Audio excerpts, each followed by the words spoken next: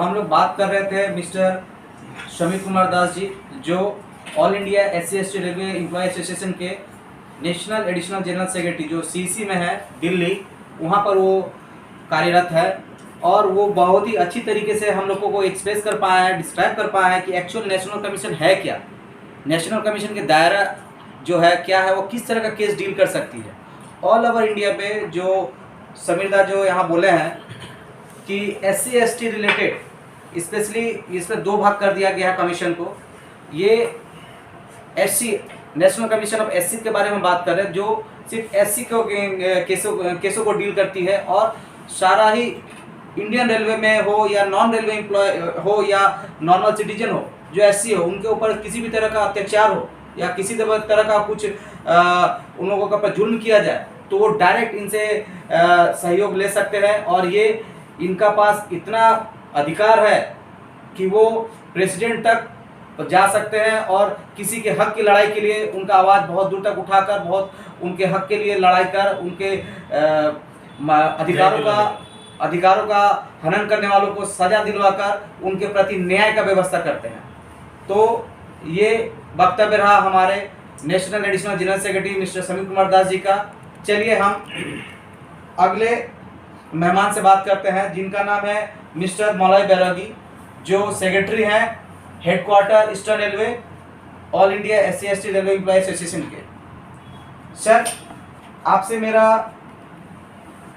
Question रहेगा कि हाल ही में वेस्ट बंगाल शायद 27 तारीख यानी 27 सितंबर नेशनल कमीशन मिस्टर हारून हवलदार यहाँ पर विजिट किए थे, उसके बारे में आप थोड़ा अपना वक्तव्य रख सके कि हाँ यहाँ किस तरह से वो किए या किस तरह का वो केस को डील किए, किस तरह से यहाँ वो पेंडिंग केस को यहाँ डील करके निकाले, इसके बारे में आप सर आपको जानकारी देना चाहते हैं तो दीजिए।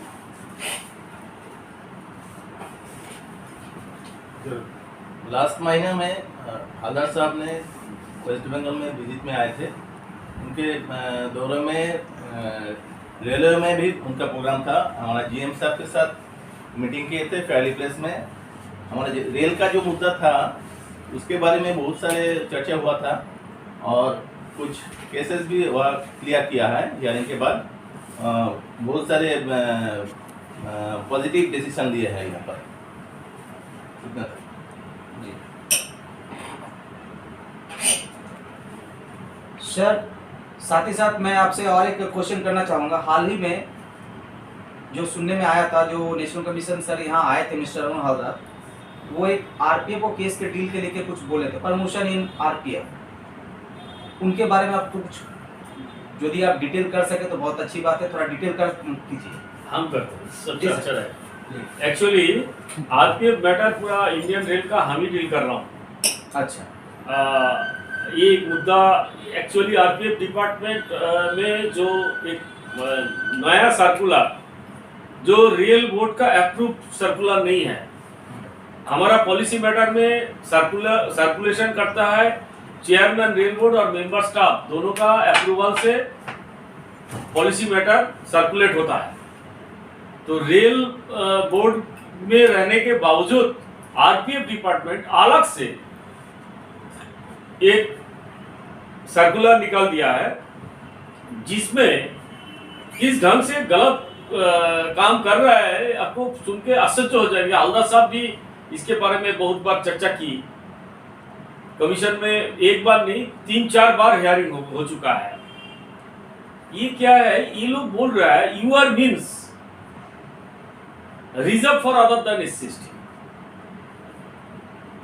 सोचिए कोई सीनियर मोस्ट SC/ST है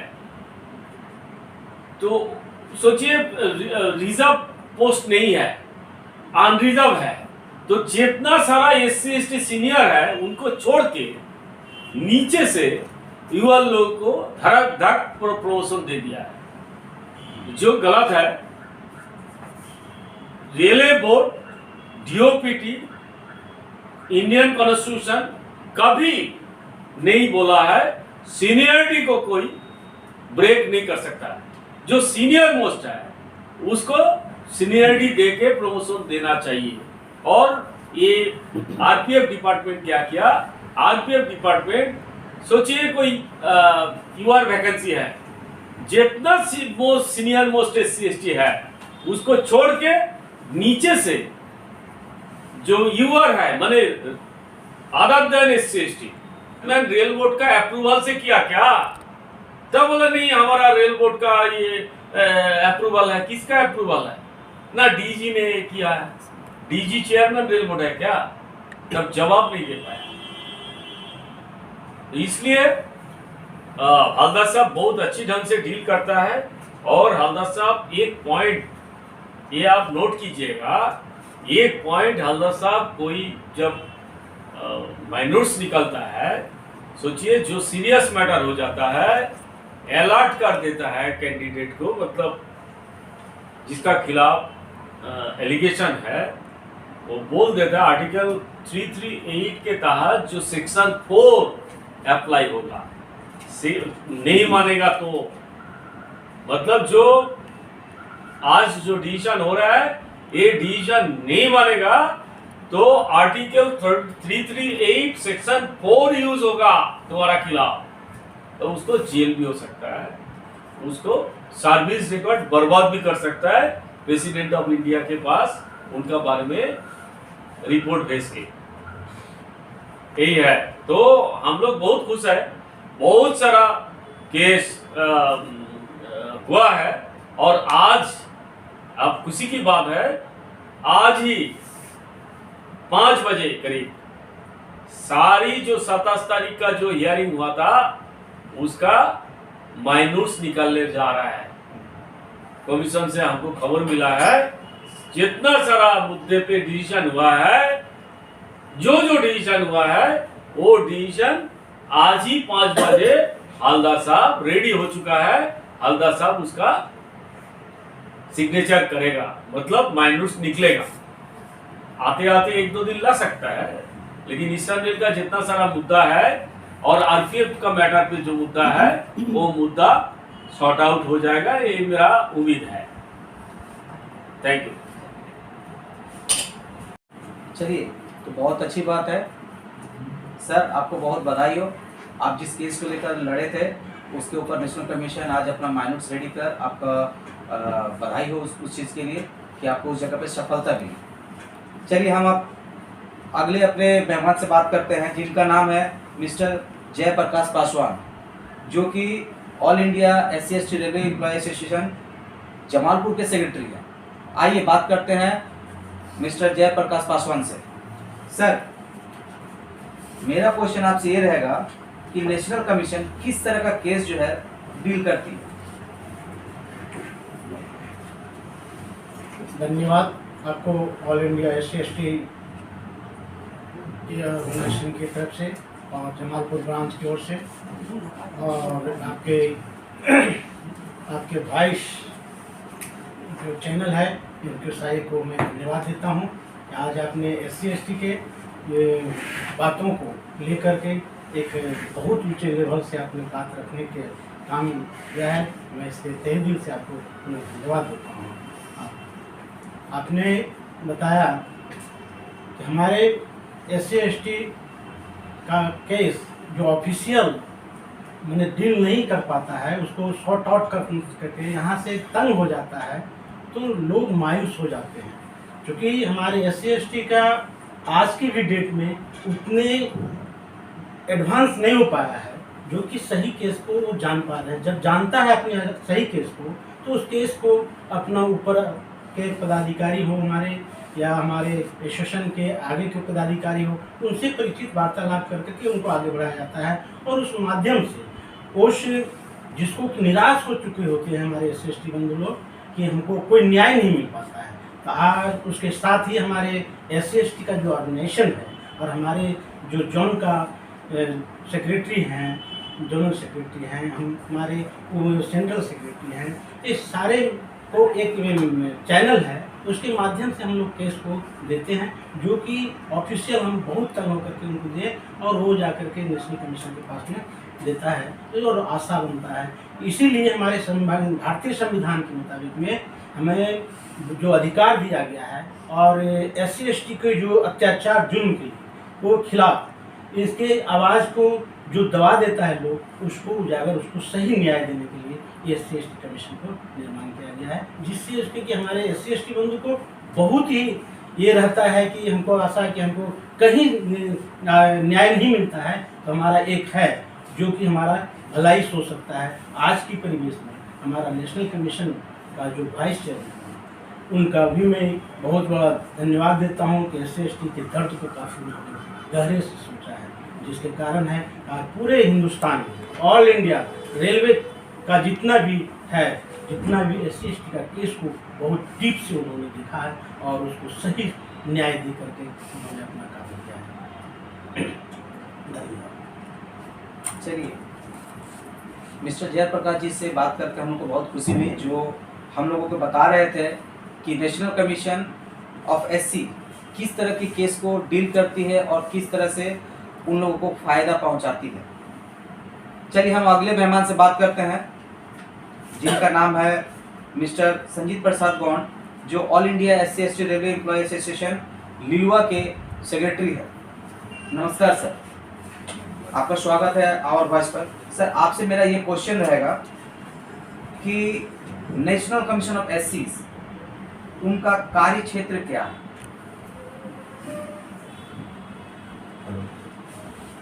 सबसे पहले मैं आवर वॉइस न्यूज़ चैनल को all India SC/ST railway employees association eastern railway की तरफ से बहुत बहुत धन्यवाद देता हूं।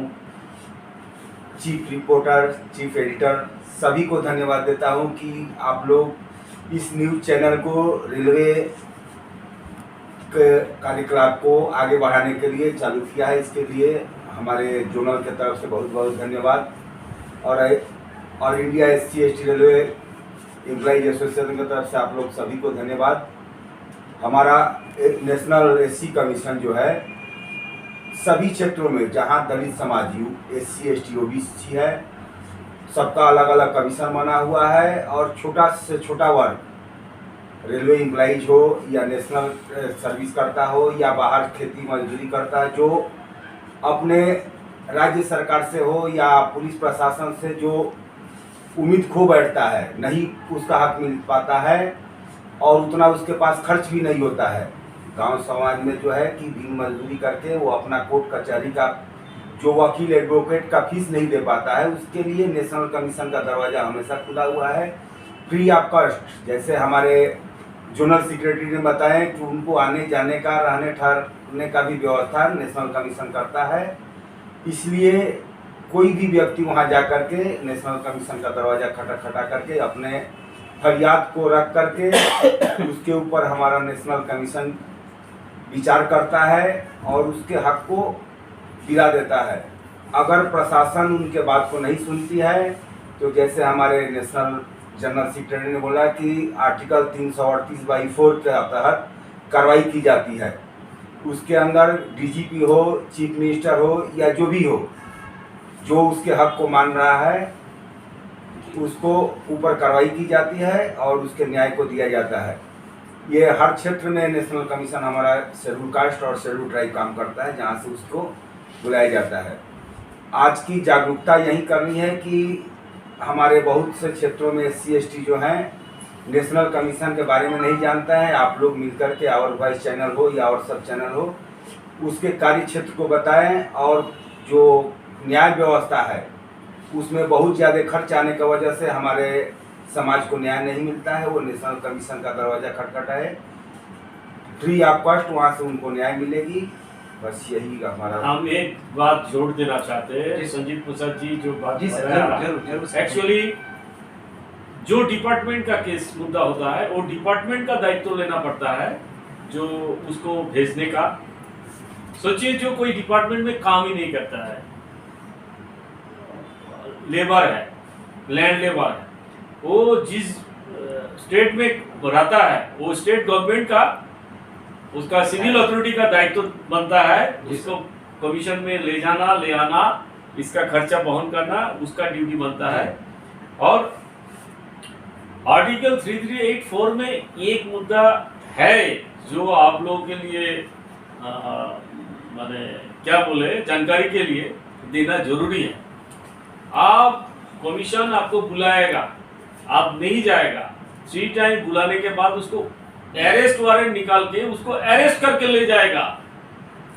यही प्रोविजन है। सीएम हो और जो हो, जितना बड़ा अधिकारी हो, कमीशन का ये पावर है, जो वो नहीं जाएगा, उसका कमीशन का ऑर्डर को फॉलो नहीं करेगा, तो आर्टिकल 338/4 जो है, सेक्शन 4 जो है, उसके तहत उसको अरेस्ट वारंट निकाल के उसको अरेस्ट करके ले जाएगा, जो जहां रहे समन जारी कर देता है। और लोकल बॉडी को बोलेगा, लोकल जो अथॉरिटी है, थाना है, उसको बोलेगा वो अरेस्ट करके ले आओ, जितना बड़ा पदाधिकारी हो।